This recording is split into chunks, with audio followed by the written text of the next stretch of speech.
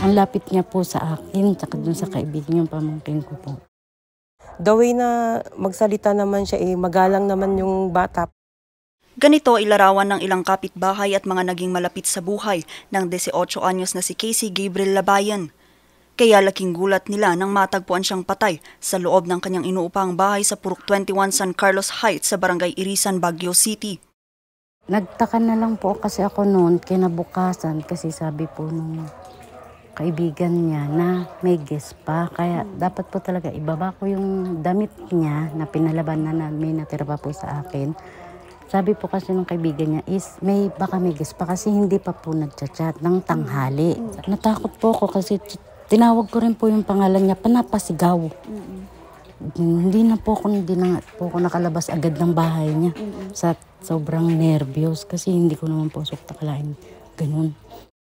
Natagpuan na lamang ng pamangkin nito ang biktima noong 19 ng Setyembre. Ayon sa mga kapitbahay, huli nilang nakitang biktima noong 17 ng Setyembre pero bago pa man ang insidente, mayroon daw bumisita sa biktima. Parang nakakatakot na parang siyempre lahat ng mga tao dito na natatakot na sila na bakit may ganun na. Kasi yung daanan kasi dyan papasok sa kanila, matagal naman nila yun na sinasabi na magkaroon ng street lights pero hanggang ngayon wala pa naman. Sa loob ng kanyang inuupang bahay, walang saplot at duguan ng biktima ng madatnan ito ng kanyang mga kapitbahay. Hindi ko na po siya nakita.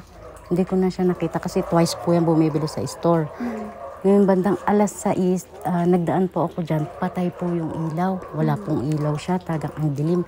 Kaya sinabi ko po dun sa kaibigan niya na puntahan mo nga si Gab kasi hindi ko siya nakita.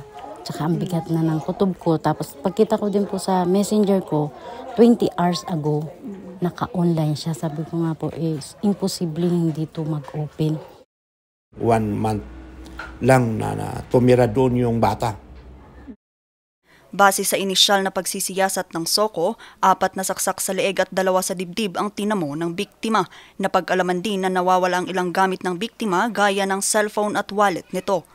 Hindi pa masabi ngayon ng mga pulis ang motibo sa krimen.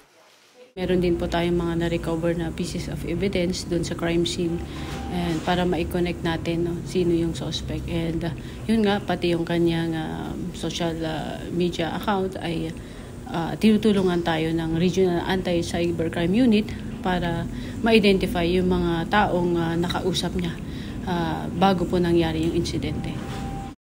Malaking tulong raw sana sa investigasyon ng mga CCTV ng barangay. Ang problema, hindi gumagana ang mga ito.